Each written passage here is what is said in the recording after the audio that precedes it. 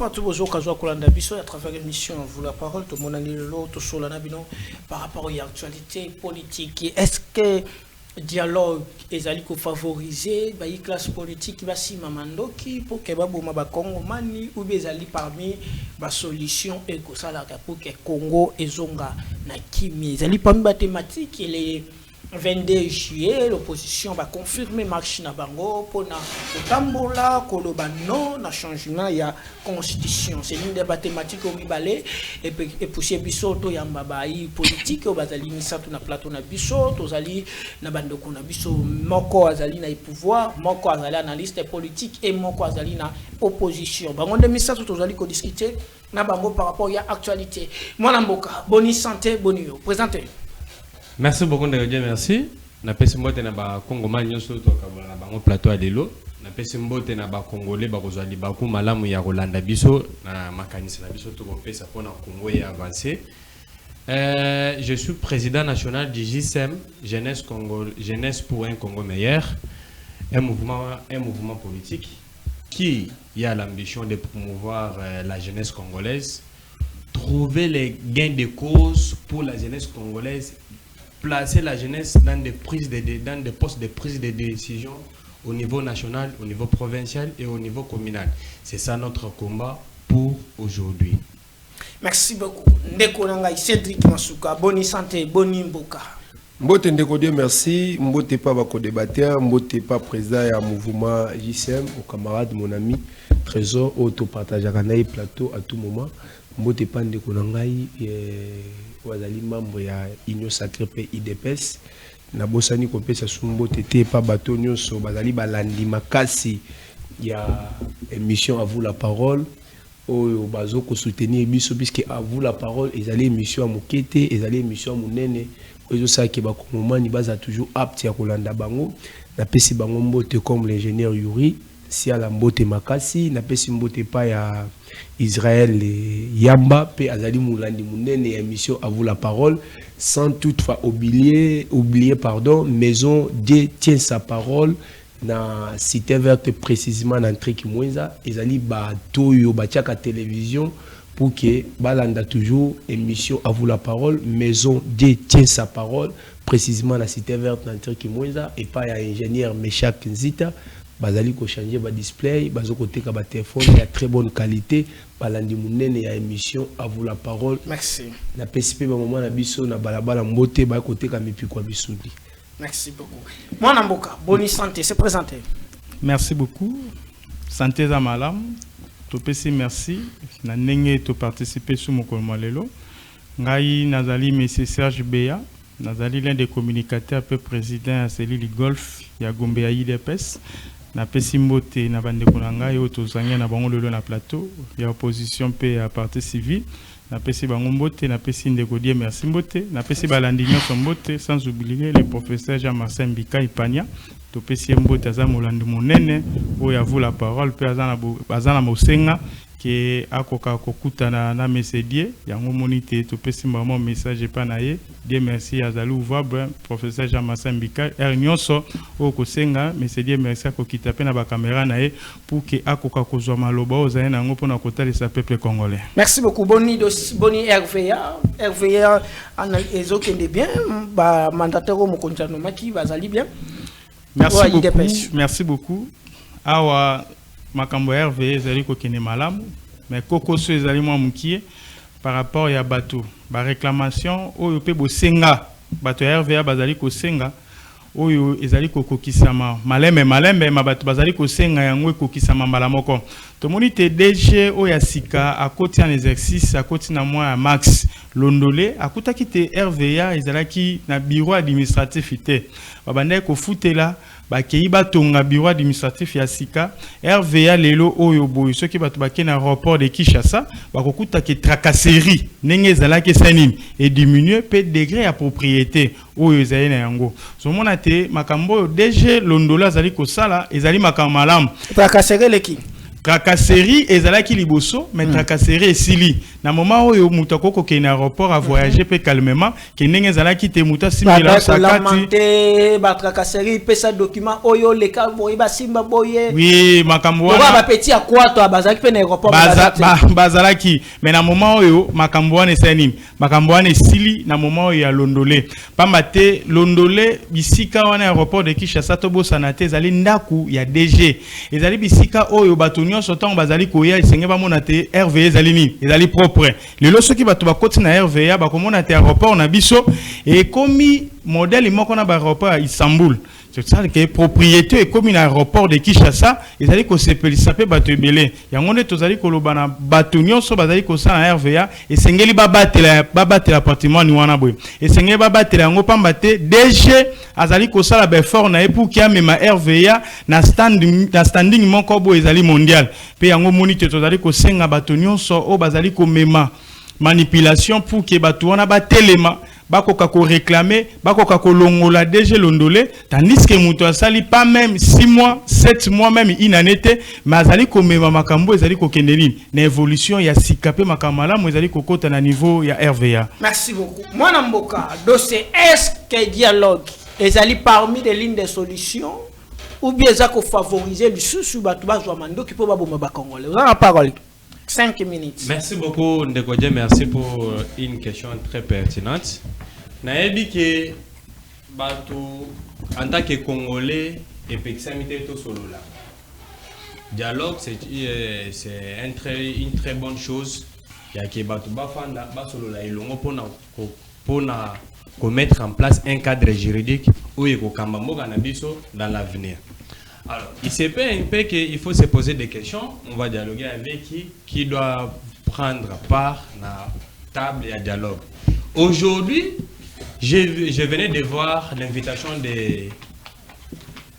du président burundais à l'écart de Yabato, il y a C64, a invité qui Bango na Burundi à participer. Au retour, Toyoki déclaration à mon côté. Alors, naba information na biso tozaki na yango. Ba yebisi biso ke makambo bato ya C64 o bake ko réclamer kuna et pas ndaishimie ezo collaborer te na vision o biso jeunesse tozana yango lelo parce que le président ya Union africaine en exercice il ne pouvait pas seulement inviter les vieux pères ici de la politique, il pouvait aussi nous associer nous la jeunesse congolaise koyoka biso parce que l'avenir du Congo, ça nous appartient à nous. Il ne pouvait pas seulement inviter les vieux pères ici de la police, ces gens ici qui se battent chaque jour, qui utilisent la jeunesse pour leur cause. Vous voyez? Alors, il y a l'Union africaine à penser na kokoka ko inviter jeunesse congolaise à yoka pe biso. Bino pe ba jeune bozana pour savoir que participer na table. À d'autres termes, besoin soutenir le dialogue. On soutient les dialogues parce que les dialogues, quand on va dialoguer, les dialogues va mettre en place un cadre juridique pour l'avenir du Congo. Nous, la jeunesse, nous représentons 90% de la population. Cela voudrait dire que nous, c'est à nous qu'appartient les futurs. Alors nous, on devrait prendre part à la table de négociation. Alors, voir aujourd'hui, ces vieux pères-là s'accaparer, et la majorité dans l'opposition, s'accaparer des invitations, inviter des gens qui ont déjà tout fait. Parce que tout le monde est déjà ma limite dans Bango. Ah, au moins, limite dans Bango. Tout le monde est déjà ma limite dans Bango. Et c'est pas pour les élections. Et mais nous nous battons pour l'avenir. Mais dialogue, cadre, ils ont permis de traiter, il y a une question. Est-ce que cadre dialogue, ils ont permis de traiter que non, pour la classe politique, va continuer aussi ma mandat comme on va mais dialogue au bango bako kende au bango bazo se précipiter ba kende eza po ba kende ko se partager ba poste au tanga ko se retrouver na poste a ko simba sou manduki yango lokola ba vie oyo ba itizaka biso jeunesse nde to bondaka sur le terrain bref autant comme on a guerre a ya le 12 juin il y a marche à City il y a C64 au moins ndenge ba jeune ndenge ba bondaki na terrain eza biso nde to bondaka na terrain. Marche à 64. Si na bango ya 12 juin. Au moins que ba jeunes ba utiliser qui plus les jeunes que bango ba vieux père na ba makimaki bango bazonga ki sima mais ba jeunes ne bazaki toujours osake. C'est par là que nous lançons un appel de sursaut patriotique. Na bato na ba jeune oyo ba vie o ba utilisaka. Bo tika ko landa ba vie wana na utilisation na bango na ba manipulation na bango. Boya to sangana to sala une force pour to ko ko telemela na ba intérêt mesquin ya ba vie oyo baza ko bonda na kati ya politique. Pambate biso tozali une force. Tango ba vie tango bato ba vie ya majorité na opposition tango bazo bonda ba utilisaka plus biso ndeto ko faka sur le terrain biso ndeto zora ba gaz biso ndeto zora ba mabanga biso tout biso ndeto zora ba massage oyo la police a utilisé. Alors je vous appelle, n'intervenez pas dans ces cas politiques pour défendre l'intérêt de ces vieux là, mais venez, on va débattre sur la question de la jeunesse congolaise. Pour ou contre changement de constitution? Pour ou contre changement de constitution, il devrait bateau ya majorité ba baza pour le changement na bateau ya opposition au baza contre bango bayi biso pourquoi ils veulent changer la constitution et na bateau ya opposition pourquoi ils refusent les changements, bien que la constitution est changeable, chaque constitution est modifiable et changeable pour que la constitution doit être adaptée aux réalités congolaises, mais nous la jeunesse il faut qu'on nous explique pourquoi ils veulent changer la constitution, pourquoi les gens de l'opposition refusent aussi les changements de la constitution. C'est par là que nous disons on doit aller pour les intérêts de la jeunesse congolaise. Mwanamboka, Cédric, est-ce que dialogue ils ont favorisé la classe politique aussi mamando qui pour na congolais ou bien dialogue ils allaient clé pour na kobimisa Congo na bitumba? Merci. Vous avez posé des questions.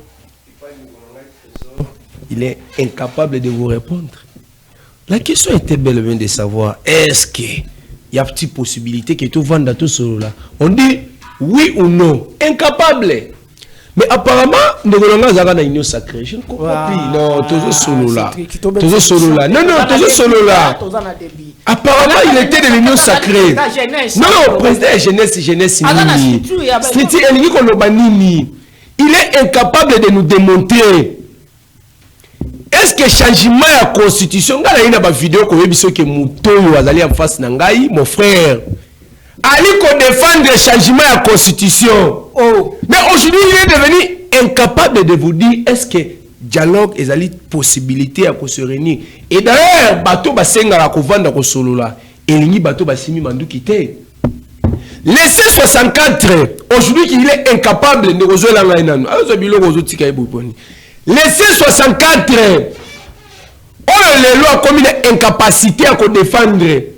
Donc place c'est belé une opposition. Je comprends quand même que on comprend na onyo so banayi ko défendre on a na mai o komi ko bima po sanini po oka. Biso bayoyi opposition. Tolobi to vanda to solula. Mais tant on est croisé le bateau qu'on va na banane ni peut solo la nini. Mais ayebi situation actuelle au biso tozali na yango. Biso état ke ba congolais to tikala jamais ko accepter que Congo o ya biso ezala na lolenge o bango bazo memela biso. Mais ne ko tuni mutuna. Est-ce que changement la constitution est a possibilité ou révision à bosani nyonso? A quoi vous avez sa biso noté bateau baya ko ya majorité mais pesa biso position na frère. Ata combien za na position. À un moment politique na yo et community moi si andumba. Ozoye ba sous position na yo tende ko ngai.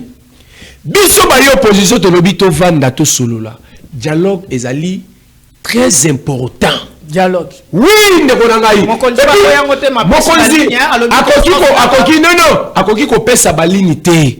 Tango mutu alingi avanda swana batu akoki ko pesa balini te. Mais tango aye ko yebisa biso ke akoki ko conditionner biso te. Condition ya yene mutako convoquer. Ndeko na ngai ezali ya ijibate ezali ya ba pasteur songolo mpakala te. Ezali o biso to akoluka ya église catholique o to bengi Semco SCC.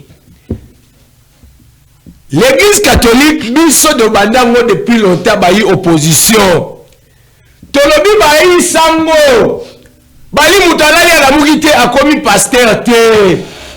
Bali batu batangi pendant beaucoup de temps bazuli kanisia kotambola. il faut à un moment bandeko na biso yo bazali na pouvoir na oya komi caméléon azoye bandenga ba couleur na été il faut baye bandenge nini ya komema biso ndeko na bana biso église asali musala makasi lelo tokoki kovandisa batu te oyeba ba cause profonde ya batu te bato bundela nini zoye mais tango azon défendre oyo akoki ko défendre awa te mais c'est inacceptable ndeko alors c'est là ça to fandi dialogue to sololi gomet et zongi na maboka ba congolais ba rebelle ba quitter mboka tolobi boye kovanda ko solo la dialogue ezali jurisprudence ezali manière peut-être que permettre que to récupérer ba territoire na biso nyonso parce que bi peut-être na lobby bien na confirmer en te na lobby peut-être que la jurisprudence ya kopesa biso ba territoire na biso nyonso mais tango lobby ko nazo chiter ndeko na ngai tango azo loba to ko soana banani mais il faut to solo la to yeba problème ezali nini biso moko mema biso na dialogue moko ya fiko fionté biso tozali na dialogue au église catholique akomema biso la cinco mais yango ezali ye mutu azali bokopona médiateur biso nde tolobi ye nde amema biso ezali mutu azali corrompu te mutu azali ekaniaka te otali est-ce que tala ndeko na ngai tika na beta lisolo moko boy les opposants nos leaders de C64 bakei Burundi bakomi Burundi mais bango bazali na invitation te pourquoi basengeli bango invitation kosenga na sima pona nini bokei botiki bato oyo bake se présenter neti banda mawa wana oh nani mais ye wana ye nani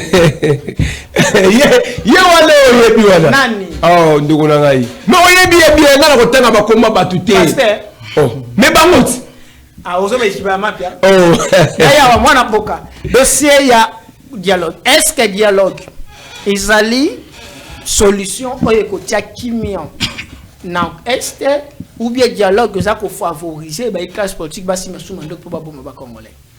Merci beaucoup monsieur Dieu. La lingina zonga nanu na muto aza face na ngai oya mibengami muto opposition mais place yo azali ko engager débat na ye ba question tuniye na monite ya kimia ngo répondre le côté.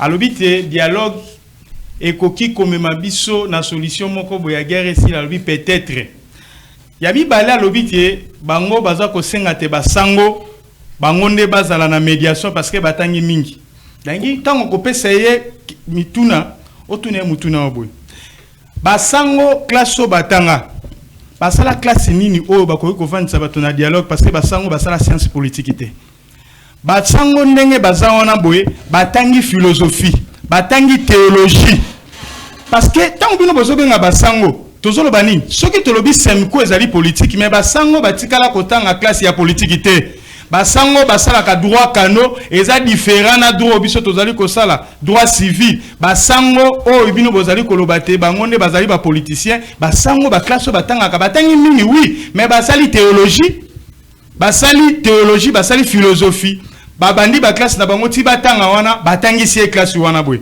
tant que bango nyonso basangani soki c'est 64 bazali ko benga wana boy na kati na bango moto mayele azali te sengeli ba mona kaka chole na kati na bango moto mayele azali te sengeli ba kende kaka te dialogue ndezali ko mema solution nazali ko kei na bango malem omoni dialogue o bazali ko senga wana boy bazali ko senga pe glissement parce que oyebi dialogue oyo semko asalaki tango tozalaki na monsieur Joseph Kabila ebite dialogue wana boye ezalaki pona une semaine un mois ya pamba mais dialogue wana kendaka 2 ans asa koko contredire nga koloba na ngate basango banda ko kende ba vacances au mona déjà basango bazali na kati ya dialogue bazo kende ba vacances ti ememi biso to kende ko sala élection na ba 2018 mais tant que tozali ko mona awa boye bazali koloba te dialogue ezali une solution biso to boyi dialogue te mais format oyo bango ya dialogue wana bazali na bango format oyo dialogue ko kenango ezali format mokonzi mboka kopesa ya ndenge nini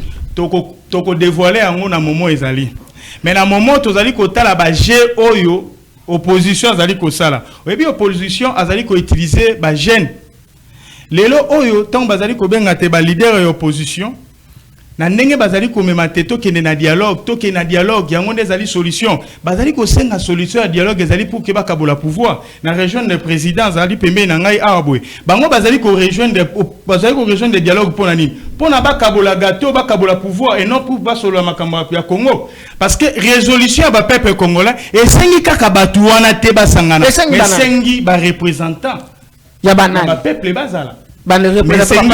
Et c'est qui kaka bango te parce que bango wana bazali nombre wana bazali simplement pour écrit babaï kato babaï c'est 64 bazo senga que non tout ça la dialogue Kabila za na kati dialogue nanga za na kati dialogue bato basimi mando bazala et bato pour basimi mando te bazala pouvoir pe bazala ce qui deuxièmement na la discours na bango parmi les recommandations na bango bazo senga mokonja mboka a renoncer na démarche na ya changement de constitution. Nazali koebisayo nenge tozali awa na plateau mokolo malelo soki ozongi epa ya bato ya opposition otuni bango lisusu posa na bango na dialogue wana ezali nini bakoyebisayo toza na besoin to diriger ensemble. Oh ya dialogue bazali ko senga wana boye bazali ko senga dialogue ite pour que ba mema ba résolution ya peuple congolais. Biso tozali ko loba dialogue ko sala pona ba peuple congolais bana mboka oui mais dialogue ko zongisa Kabila nanga ko zongisa bango awa ezali insulte. Parce que oui, ils allaient citer pour la jeunesse congolaise, ils allaient citer pour le peuple congolais. Parce que lobby wana kuna lisusu, bato bako sima minduki, bazongi su na parti wana parce que bakaboli pouvoir malamute, parce que bakaboli eteni ba mabele malamute, bako zonga lisusu kuna pour que ba memani, pour que ba mema bitumba. Est-ce que sengeli kaka biso to bunda na bitumba na guerre ndeto ya kosola poto kabola pouvoir? Et sengeli makamone sani, et si la yango no monite démarche à mokonza mboka zali ko keina yango pour que makambo wana c'est un changement de constitution. Toko renoncer makambo changement de constitution, l'isola changement de constitution to betango suite parce que changement de constitution tozali ko keina yango parce que tant où to voter et sengeli batu peuple congolais voter loi référendaire ezala kité yango ke na parlement ke tina cour constitutionnel tozo za la publication yango toko ko discuter c'est que bon renoncer suite bu train de chèque et ils ont souci matin.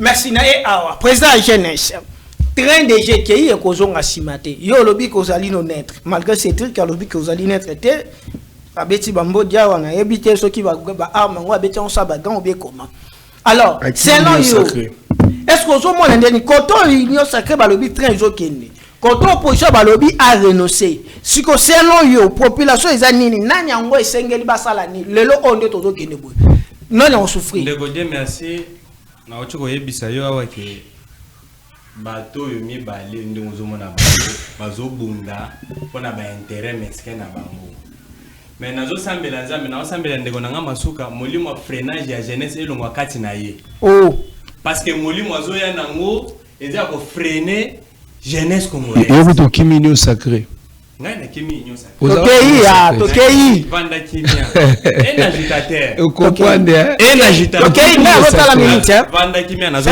vanda kimia na tangisa elengai yo kaba peso ko wa zela ba peso ko tokei nazali incapable olobia ozwi maloba okoki ko répondre na question bato na kito ozo attaquer ngai na incapable pona ko pesa réponse vanda kimia na ebisa ko so nga nazo loba na sepeli gande kimino sacré komaka on comprend de que komaka lelo biso jeunesse tozo bunda pona représentativité à jeunesse congolaise. Pourquoi? Parce que quand on a regardé les lignes politiques de nos politiciens congolais, on a su comprendre que ces gens ici c'est bas pour leurs propres intérêts. Preuve na C64 Anabino, il y a déjà des dislocations. Oh. Vous voyez maintenant que notre combat est noble parce que vous, les jeunes de la C64, on vous freine déjà. Parce que vous êtes avec un Martin Fayulu qui son ambition est toujours de freiner l'ambition de la jeunesse. Je vais vous citer tant. Pressepeng, c'est un jeune. Mais il a été freiné par Martin Fayulu pour ne pas être élu. Nachangu. Aujourd'hui, quand on a envoyé l'invitation pour C64, Vous vous dites que tu es président, tu es parmi les collèges du présidium de la C64. Pourquoi Boni yo une invitation pour rejoindre la Bujumbura? Pour n'ani pas une invitation. C'est parce que devant ces vieux politiciens là, toi jeune tu ne représentes rien. Aux marchandises na bango, bako utiliser yo pour la réclamation, ainsi de suite. Ceux qui basent gain de cause, bah rejeter yo. C'est ce qui se passe même aujourd'hui à l'IDPS. Vous voyez tous ces jeunes là qu'on appelle aujourd'hui, ou bah caricaturer comme caricaturer, bah on a barbarie tout possible. Tous ces jeunes là, nous on s'est battu en 2011, 2015, 2016 pour réclamer les élections. Mais aujourd'hui, IDPS au pouvoir, on a rejeté toutes ces jeunes là. On a rejeté la jeunesse congolaise. Bah jeunes oyo, bah comment caricaturer, bah on a ma baignon surtout, il y a du progrès. Mais je vous rappelle ici, ce sont ces jeunes là qui se sont battus sur le terrain afin qu'on obtient que Kabila ait afin qu'on obtient les élections. Et aujourd'hui, moi, je me bats en tant que jeune, mais na moni molimo ya ba jeune mi balé awa, bazo kumisaka bato oyo balingi toujours ko freiner ambition jeunesse. Non ndeko molimo ani longo na kati na yo au nom de Jésus-Christ. Vous comprenez comment ça? Pas mélaye, vous pas mélaye. Nazo pas mélaye molimo wana ya. Dengai. Tokei. Tokei a lobi azo pesa ko. Masuka. Combien de dialogues combien de dialogues avons-nous eu dans ces pays? Et soit mode d'opération, il y a un dialogue. Après dialogue, il y a toujours le partage du gâteau. Jeune Tozalarawapi. Nulle part. C'est ça notre cause, Masuka. Baviana bako sabinoté, baviana ya majorité na opposition bako sabinoté. Devant ces gens-là, vous n'êtes rien, vous ne représentez nullement nulle chose. Mais boni molimo ekoki kolata yo boy. Awa bango majorité na opposition bitomba na bango eza élection. Mais nous regardons la situation actuelle de notre pays. Il y a des jeunes, maman, papa, bazokufa na est de la République. Dans cet instant, dans le contexte actuel de notre pays, on doit d'abord privilégier la paix et la sûreté de l'intégrité territoriale de notre pays. Mais telle na ba réclamation na bango. Baoyo, bazolinga ba changer constitution, baoyo bazo réclamer élection en 2028. Mais personne azolo belikambia peuple azo souffrir na est de la République. Personne. Na yoki ke ba leader ba opposition ba kenda ki na Bujumbura mais ba batali ata ba leki ata na ka ba réfugié te. Ba koleka kuna te parce que quand ba réfugiés ils ont intéressé bango te. Et ce qui les intéresse c'est les élections que Tshisekedi alongo na pouvoir. Zela na na pesa ye ba réclamation na bango. Tela ba réclamation na bango ya ba leader na bango na ya C64 na Bujumbura. Martin Fayulu azo réclamer primature. Kabunda azo réclamer bazo ngisele carré minier na ye. Nazo ebisa yo. Delice Sanga azo réclamer ba pesa ye ministère ya justice parce que azana ba réforme ya kosa au niveau judiciaire. Mutu ya LGD azo réclamer ba longola ba charge nyonso to eza retenir contre Matata Ponyo. Oyo nani Moïse Katumbi azo réclamer bazo ngisela alembi na ye exil. Azonga na Kishasa, Tshisekedi alimbisa ye azonga na Kishasa. Mais monsieur, tu étais parti, vous étiez parti tout bonnement, revenez tout bonnement. Moutabo inquiété bino azate. Bazo boya kozonga parce que bayebi que non, ils ont des intérêts mesquins. Molimo wana ya kolandaka ba ve opposant na sima et longo na kombo na Yesu Kristo. Amen. Oza dossier ya constitué, dossier ya marche na bino. Marche opposition ko sala le 22. Ils ont maintenu vos autorisations, objectif fait kozanini. Lectini nos sala 5 minutes. Alors se contredit Goloba, ba jeune yanga muna à droite na à gauche, bazo soutenir soit disant opposition na majorité, mais yé na ebité aza wapi. Aza caméléon, aza instable yé. Nada instable te yango nazo benga bino ba jeune ou baza na opposition na majorité. Boya bolungwa sima ba jona to bunda na cause na biso. Naza clair. Écoute malamu te faut na expliquer pour écouter ye malamu. Donc ngai na lobi bo ba jeune ou baza na opposition na ba baza na majorité bolonga sima bavi wana boya to sangana parce que Merci. to se représenter. Merci. Parce que bavi wana tango bazo kende kona bazo se représenter ba intérêt na bango. Merci beaucoup. Tokei. Aza Oyo instable kité. politique. Azo yo comprendre, il faut n'attendre ces choses. Edengai. Aza membre ya Union Sacrée. Membre ya parti politique na Union Sacrée. Parti nini? Tokei. Na Tu es bosa. incapable de me donner. Ndeko na ngai. Nazala ba vidéo na yo awa. Edengai. Quel parti politique? Like ça ba vidéo. Edengai. Nazala ba vidéo na Mais yo. bien que boza makasi na Non, non, montage. non, non, non. Je sais que boza Non, makasi non, na non, montage. non. Edengai. Boza makasi na montage. Il veut me Edengai ce que ya je ne suis Bolimi pas. Sangai Edengai. Tokei. Donc moi d'ailleurs j'accepte aujourd'hui que je suis erré. Azo se renoncer qu'il n'est plus de l'Union Sacrée. Caméléon politique. Ou azali en face na ngai ou. Alandi bato ya Union Sacrée. Ti lelo ba pese lo côté nde akimi. Tango nga na bengi ye. Yaka to bunda pona mboka. Azo bisanga fatia za beto. Mais aujourd'hui, lui, celui qui est en face de moi a commis instable politique. Ba question nous autres tourner ba non, lukuta na lukutanisme est débordé makasi. Yazo no bawa ka C64 baké Burundi batikali jamais kozoka ya kokoma epa ya ba réfugiés au balongwe Goma Bukavu tout consort. Mais vous qui sont au pouvoir, yo za muta Union Sacrée ozo kosa wa lukuta. Besoin d'une occasion ressemble lo soboke tikela bato baza ba réfugiés kuna bosala ngote. Mais bino bobenga biso ba opposition nzala. Bango bazuna ta occasion so mbalo sauter ba Ata demi sachet sucre ya pamba. ba kete bazala ngote. Bokenda ko tikela bango. Mais tango bazolo baba yi opposition ba ke Burundi ba leketa na kaya ba réfugiés te. Oyebo bani ko kosa ko loba ke no o Martin Fayol lobby ba pese primati ya lukuta. Etika yi ko loba bongo te ndeko na ngai ba kongomani bolanda nde tata ote. Ali ko zo babino. Bionde bozo bagabato. Tokei. Ah Edengai. Tokei. Azolo makambo ezali na nzela te. Mais ce qu'il dit ici à l'okoteli yango wapi. Koyebisa biso ono c'est sanga alingi ba pese ministère de la justice parce que azali na ba réforme aussi. Oui, moi personnellement avec son intelligence, je peux accepter que c'est sanga un jour comme ministre de la justice, mais ce n'est pas que c'est sanga demandé. Oh. Mais c'est que je vous dis, moi, non, écoute, non, Aïe, Edengai. Tokei. na lobi boye. Pour moi personnellement, je peux accepter qu'un jour c'est sanga comme ministre de la justice. Puisque je sais la capacité, je connais l'homme. Puisque cette justice, oh les l'homme tamba meka kiko bunda et simbate. Les lois ont la raison, aux en a tort na mboka na biso. Na uti ko lando na itando ike ozo lela. Ndeko Union Sacrée azo lela na komwa ministre intérieur. Ye. Na uti ko landa ya azo lela oh papa ministre intérieur, ba policier na yo ye. Oh yaza en face na ngai.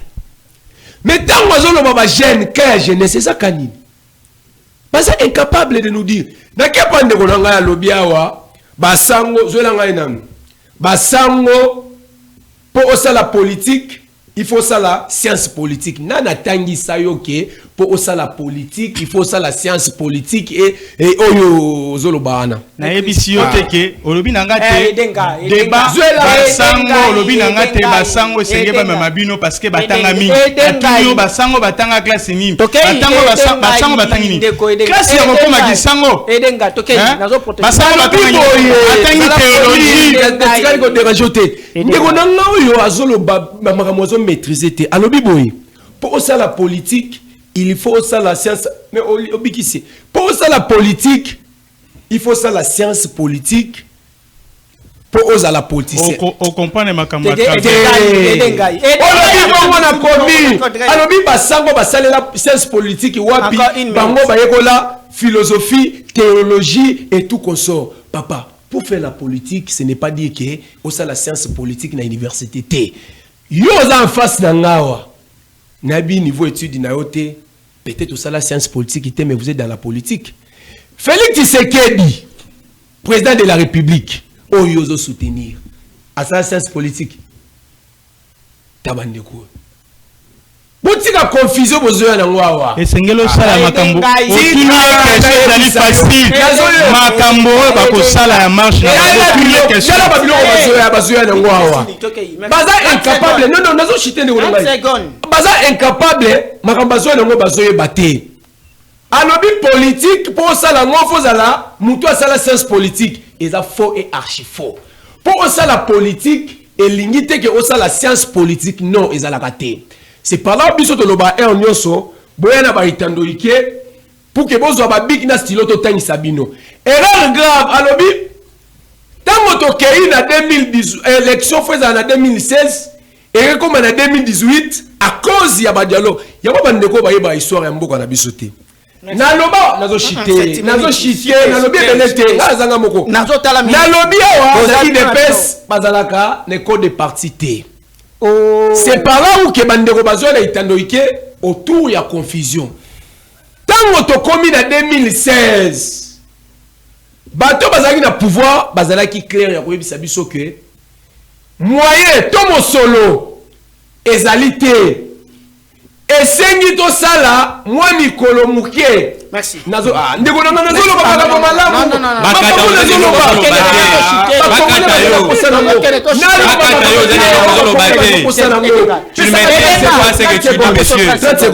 Tango to komi na 2016 bayi pouvoir balobi boye mi solo yalité au lieu que to defa mbongo to kende na élection bo pesa biso mwangonga muke to organiser aba ba invoquer kaya misolo ba invoquer kinanu oza na parole marche ya opposant oza na 5 minutes parce que tozo chiter déjà omoni mesedie otuni opposant azali boso na ngai ate marche na bango nde mutu bayebe loko bazoni nga basala akoki ko répondre te batuni awa boye makambo kendeki na Burundi balobi nini aza incapable ya ko répondre même makambo yo ba continuer yo alandaka na sima ba pesi bango nini mot d'ordre senga kata mwana ngo ayeba te ba continuer biso ba pesi nga mot d'ordre to kendaki boye to sali boye baza na ngote ngana solo bate omoni ba théâtre nyonso opposition azali ko sala ba théâtre wana azali ko sala wana boye oyo azali ko sala wana nyonso opposition azali ko sala azali théâtre ya liboso basali théâtre te babeti bango masasi bazoki na mutu mais bango na bamati ba avion bango na batamboli bakei malamu mais bato bazoki bato babeti bango masasi bazali ko tambola bazali ko mata ba avion bazali ko kende mais marche bango bazali ko organiser balobaki te basala le 8 bazali ko organiser bakendo kotiki la chef de l'état nini batikela ye lettre convocation plainte pour la démission na ye nazali koloba te bato ya C64 tant na yebisaka bato tango nyonso bato ya C64 bazali lokola ba délégué ya Kagame pamba te oyebi bato oyo balingi komema trouble elongwa na este ekota na kati ya Kinshasa koloba te chef de l'état a démissionné nanu mandat na esani esilité bango ton bazali komema te babite to kende mokonzi ya mboka sani a démissionné soki mokonzi ya mboka a démissionné pona bango otuna mutuna ndenge 64 bazali wana boye mokonzi na bango azanani parce que biso na union sacrée yebani bango na C64 mokonzi na bango azali nani ndenge bazali ko sangana wana boye mokonzi na bango azali groupe ya ba leader même groupe ya ba leader ezalaka na autorité morale même groupe ba leader ezalaka na mokonzi ma liboso na bango omoni bato wana boye bazali ko bundela moto mosusu o bango batie bango awa pour que bango basala nini basala makelele wana boye ngana azali ko lobeloko bazali ko sala le 22 ezali na eloko moko te o ekosala malunga bango moko babaki te tozali ko sala nini balobi te journée morte mais na ba hôtel na bango ba restaurant na bango bato basalaki ba travailler ba kendaki musala mais pona nini bazali ko luka te ba gêne ba souffrir mais pour la nini bango nyonso Delice Sanga Martin Fayulu bango nyonso yo o tozali kokumisa o bango babetra maboko babite batangi mingi pour la nini bango moko bakoki kotambola na mukanda wana inde tina parler de la nation balobi te mokonzi mboka biso toye to pesio mukando sa nini o démissionner et sengeli yango baluka kaka trouble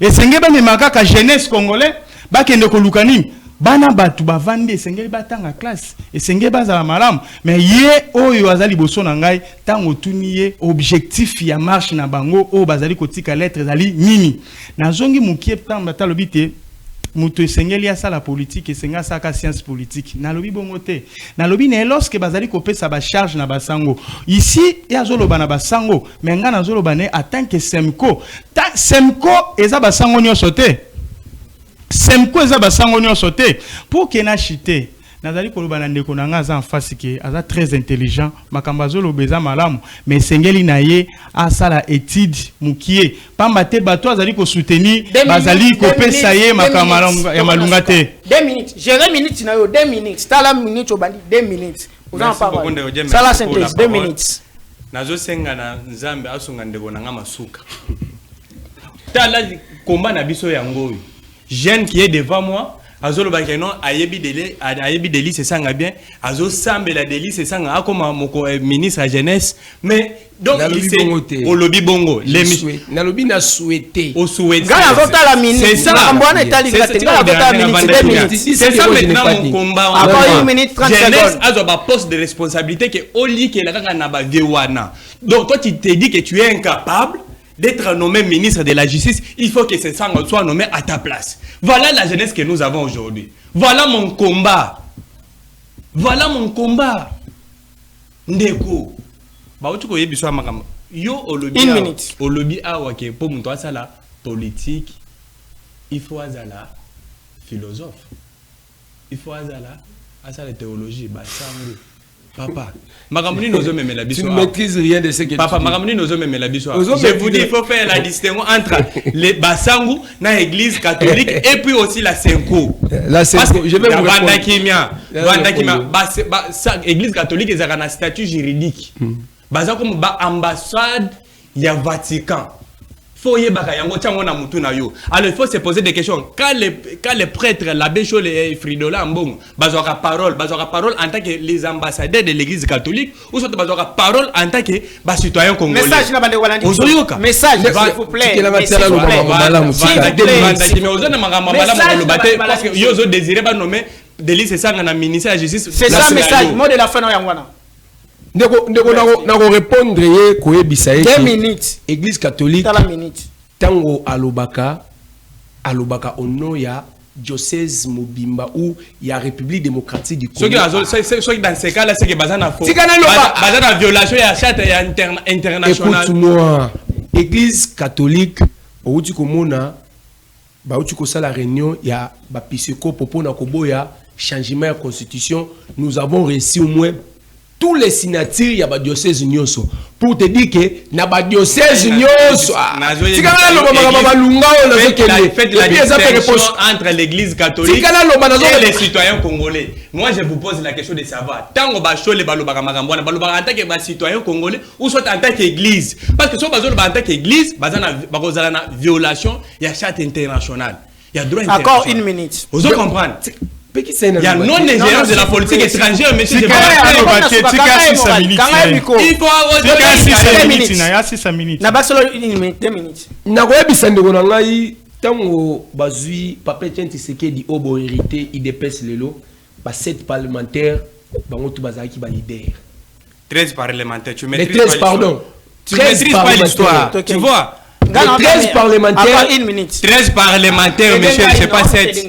Quand même, comment les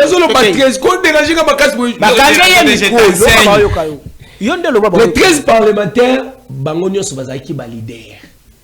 Pour que Batouba Sangana, Bayokana, juste Elingi Kolobate que Mutumoko à la hauteur, ya Batunio sauté existe à côté. Bon, on se réunit les lopons Lobakeno, tout le monde toza égaux. Mais ce n'est pas ce que vous pensez aujourd'hui si les gens réfléchissent d'une autre manière que Bazali derrière Ndengebino Bolobaka. C'est faux et archi faux. Nous allons répondre là pour profiter de 1 minute. Marche organisée le 22 juillet 2026 et allez marche à opposition. Opposition au biso tozali lelo ezali opposition ya lobité. Tu as une démonstration extraordinaire lelo. Bamona qui les 12, bamona qui les 3, bamachi mort, ba ville morte. Bis boti que la bisotan. Aux en parole 2 minutes. Merci beaucoup. Vraiment. Nazali ko senga congolais nyonso atala bato tozana bango na plateau. makambo bazali koloba bino bozala na rapebo kizara bato lobby to komona bakolo susu bazali kobetela maboko babite senge Joseph Kabila zonga bango bazali Kabila zonga tozali kosenga ba travailleurs nyonso ya RVA bato nyonso otika bazali bato vous êtes là pour manipuler makasi otika manipulation ke makambo ezali kobonga malembe makambo ezali kobonga pe barrière ya ba salaire o ezalaki mokonzi ya mboka PDG o yazala en place na kombo ya Londolé bazali kosisa ba démarche wana nyonso pour que na chité nazali koloba ke mokonzi si ya moyen protéger nga même natika na 36 minutes na 36 secondes natika na 36 secondes biso musicien na plateau nazo chité pour que na loba te ba kongomani merci beaucoup merci pour la makambo nyonso oyo bozali ko soutenir pe Messédier toye ko senga na professeur Jean Massembikai oyamba Messédier pour ka ko couvrir ba événement nyonso pe ba activité nyonso za ina yango merci beaucoup rediffusion 21h to mona ni lobby soko to landi batu mi balo bazawa et ko compliquer biso to mona ni lobby na même chaîne merci beaucoup to komi losuka to mona ni lobby na même chaîne même okosaka batu Maman, tu n'as démontré. Vous allez le voir au